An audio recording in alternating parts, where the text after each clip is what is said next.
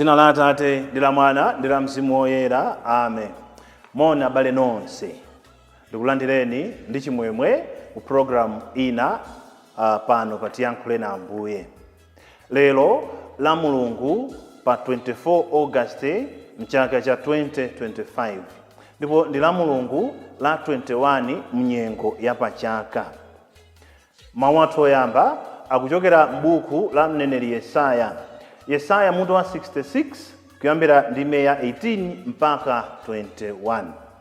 Amene akutiwerengera mawu oyamba ndi a Gloria Banda kuchokera ku St. John Paul II Chitedze Parish mu Archdiocese ya Lilongwe. Mawu athu achiwiri akuchokera mkalata yolembera kwa Aheberi mutu wa 12 ndime ya 5 mpaka 7. Amene akutiwerengera mawu achiwiri ndi a Matthews Msukuma kuchokera ku St. Denis Parish Lumpi mu Diocese ya Mzuzu. Uthenga wathu woyera ukuchokera pa Luka mutu wa 13 ndime ya 22 mpaka 30. Amene akutiwerengera mawu a mthenga wabwino komanso kutigawira mawu ndi Reverend Father James Balala, a Congregation of the Holy Spirit, CSSP, kuchokera ku Streams in the Desert Spiritan Spiritual Center, Diocese ya Dedza. Mawu oyamba, mawu a m'buku la mneneri Yesaya. Ndikudziwa ntchito zawo ndi maganizo awo. Ndikubwera kudzasonkhanitsa anthu a mitundu yonse ndi a zilankhulo zonse. Adzabweradi ndipo adzaona ulemerero wanga. Ndidzayika chizindikiro pakati pawo. Mwa iwowo padzakhala ena opulumukako, amene ndidzawatuma kwa anthu a mitundu ina, monga a ku Tarisisi, a ku Puti ndi a ku Ludi, akatswiri a mauta, ndiponso ku Tubala, ku Yavani ndi ku mayiko akutali amene sadamvepo zambiri yanga, kapena kuona ulemerero wanga. Iwowo adzalalika za ulemerero wanga pakati pa anthu a mitundu ina. Ndipo adzabwera nawo abale anu onse kuchokera kwa anthu a mitundu yonse, kuti akhale mphatso kwa ine. Adzabwera nawo ku phiri langa loyera la Yerusalemu. Abale anuwo atawakweza pa akavalo, abulu, ngamira, ndiponso pa magaleta ndi ngolo. Adzabwera nawo monga momwe Aisraeli amabwerera ndi zopereka za chakudya ku nyumba ya Mulungu, atazitenga mziwiya zotsukatsuka. Ndipo ena mwa iwo ndidzawasandutsa ansembe ndi Alevi, akutero chauta. Mawu a Ambuye. Tithokoze Mulungu. Mawu achiwiri. Mawu a mkalata kwa Aheberi. Mwayiwala kodi mawu olimbitsa mtima aja, amene Mulungu amakulankhulani ngati ana ake? Mawuwo ndi awa: mwana wanga, usanyozere malango a Ambuye, kapena kutaya mtima pamene iwo akudzudzula. Paja Ambuye amamulanga aliyense amene amamukonda. Amakwapula mwana aliyense amene iwo amamulandira. Muzipirira masautso kuti muphunzirepo makhalidwe oyenera. Mulungu amakutengani ngati ana ake muzochita zake zonse. Kodi nkale lonse analipo mwana amene bambo ake samulanga?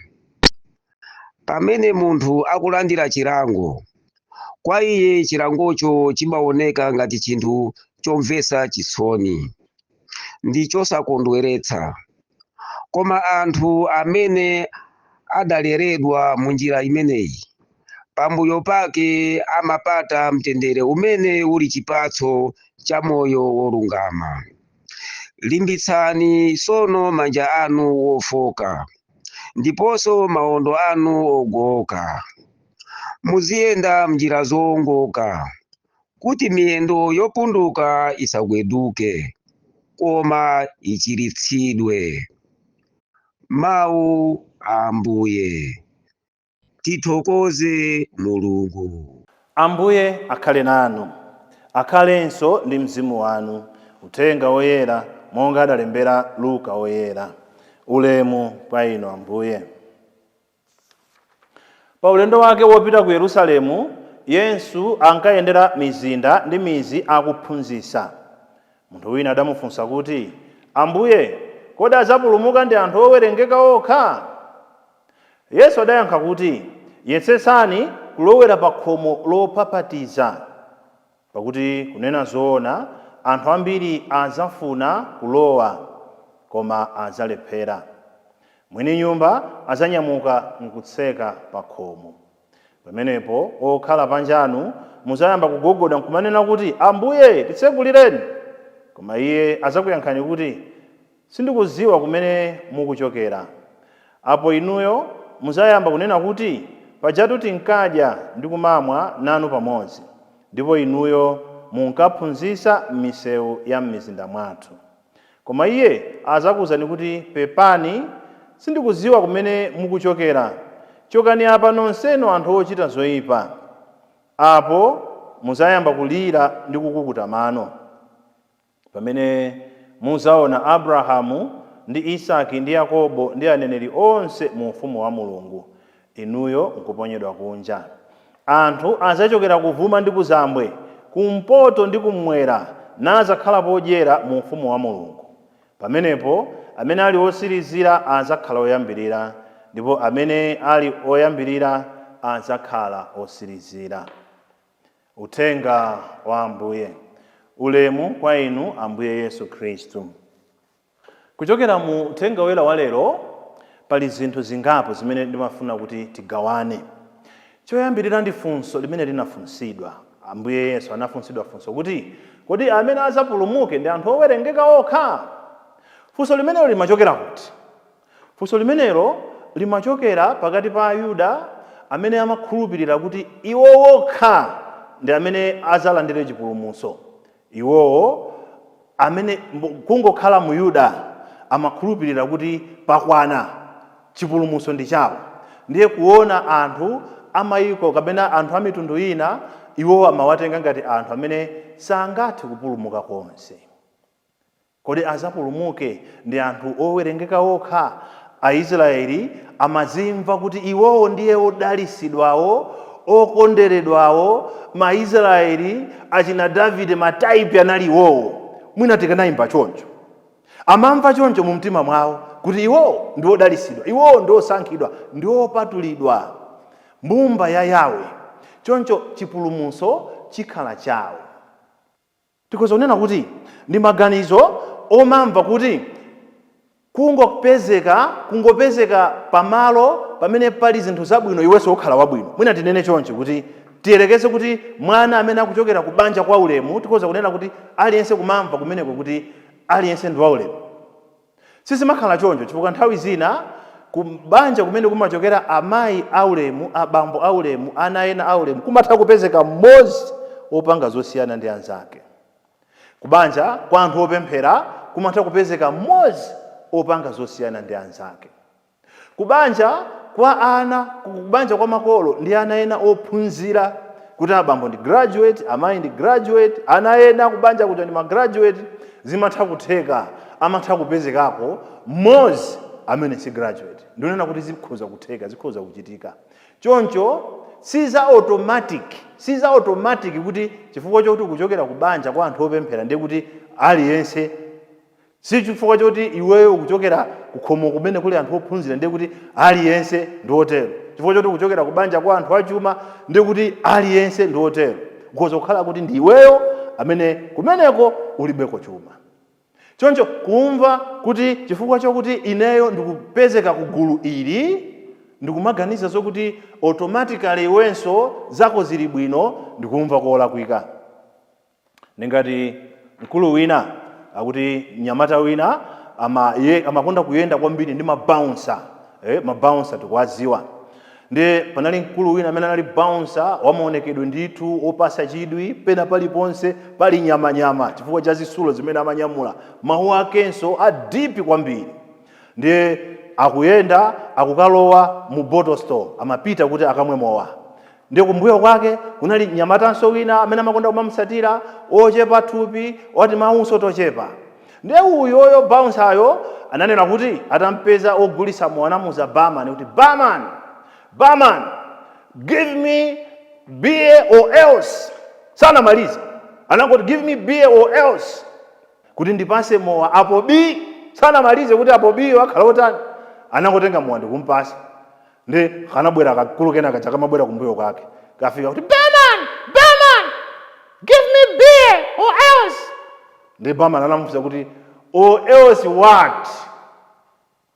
Ndi anayankha kuti or else water. Kuti ndipase mowa apo bi, ndanamufunsa kuti apo bi chani, iweyo ngatani. Ati apo ndipase mazi. Amaona ngati nayenso aopedwa. Kuti chifukwa choti kuyenda ndi anthu omenya, kuyenda ndi anthu oopsa, iwenso automatically ukhala woopsa. Zinthu sizimayenda choncho. Abale, zinthu zikutiphunzitsa kuti ukhoza kupezeka mu mpingo umene uli nazo zonse zomuthandiza munthu kupulumuka, koma iweyo osapulumuka. Ukhonza ndithu kufa ndi ludzu mwendo wako uli m'madzi. Amene amakonda kuwerenga maphunzitso a mpingo ndikupemphani mukawerenge document imene imapezeka mu chibuku chije chachikulu cha mpingo amati Documents of the Second Vatican Council. Muli document mu buku limene lija imene amayitchula kuti Lumen Gentium pa Chilatini. Ndipo pa Chingereza amati The Church in the Modern World. The Church in the Modern World. Muli article number 8 imene imafotokoza kuti mu mpingo wa Ecclesia Katolika muli zonse zomuthandiza munthu kupulumuka. Mu mpingo wa Ecclesia Katolika muli china chilichonse chimene chikhoza kumuthandiza munthu kupulumuka. Koma si automatic kuti chifukwa chokuti ine ndinabadwira mu Katolika, ndakulira mu Katolika, ndifera mu Katolika, therefore ndiye kuti ndikapulumuka. Nkhani sikungokhala nawo mgululo. Nkhani sikungopezeka nawo mchikatolikamo, koma kuchita zimene akatolikawo amachita, zimene akatolikawo amaphunzitsa, zimene chikatolikacho chimatipempha. Maphunzitso amene amachokera kwa mwini wake Yesu Khristu, mwini wake wa mpingo. Choncho zitithandize kuzindikira kuti si nkhani yongopezeka nawo pagulu pamene pali anthu amene akupulumuka kuti inenso andipasira kupulumuka. Kupulumuka sitipasirana. Kupulumuka aliyense akuyenera kuti apange mbali yake. Choncho phunziro loyamba limene tikulipeza ndi limenelo. Ambuye Yesu akunena kuti yesesani kuzera pa khomo lophapatiza. Yesesani kuzera pa khomo lophapatiza. Kodi si Ambuye Yesu amatiuza tikawerenga uthenga wa Yohane mutu wa 10 ndi 6 amanena kuti iwowo ndi khomo, ndi khomo pamene nkhosa zimazera. Tikawerenganso uthenga wa Yohane mutu wa 14 ndime ya 6 amanena kuti Ambuye Yesu amatiuza kuti iwowo ndi njira, choona komanso moyo. Ndipo palibe amene amabwera kwa Atate ngati sazera mwa Ambuye Yesu. Choncho ndi Ambuye Yesu okha amene akhoza kutithandiza kupeza chipulumutso. Ubale wathu ndi Ambuye Yesu ukuyenera kukhala wa genuine. Si nkhani yongonena kuti ndamvesera malemba, ndatere, zimenezo Ambuye Yesu samagwirizana nazo. Si nkhani yongonena kuti ine ndimazimba nyimbo kumamva kukoma kuti ndine Khristu zina langa la ulemu ndilapa. Koma ngati sikupanga za Chikhristuzo, Ambuye Yesu ali ndi maphunzitso amene amatiphunzitsa. Ngati maphunziro amene amatiphunzitsawo sitigwirizana nawo, sitichita kapena timasankhapo kuti ine iziyayi, izi zokha ine iyayi, izi ndikhoza kupanga izi sindingapange.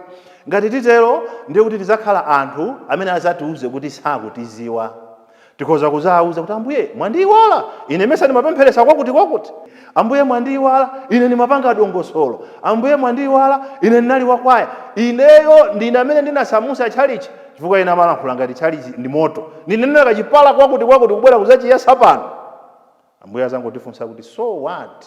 munachibweretsa ndinuyo chabwino kuchokera kumene munachitenga kubweretsa apa. Ndiye nkhani ndionena kuti nkhani kwenikweni sikunena kuti chifukwa chokuti umathamanga pa chalichi upulumuka, koma nkhani ndikuchita zimene Ambuye Yesuwo amatiphunzitsa.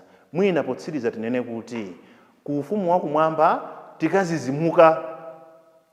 Mu ufumu wakumwamba tikazizimuka. Ena mwa anthu amene timaona ngati ali pa njira ya kuchiwonongeko tikazizimuka titapeza atafika kale. Ambuye Yesu akunena kuti anthu adzachokera kuvuma ndi kuzambwe, kumpoto ndi kumwera, nazakhala podyera pa ufumu wa Mulungu.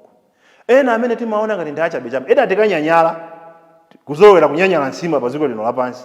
Ting'onong'ono tanyanyala. Ndiye tikapeza kuti tanyanyala titakapeza kumene kuja anthu amene sitinayembekezere kuti tikhoza kuwapezapo, chifukwa simuziwa ubale wawo ndi Mulungu wawo.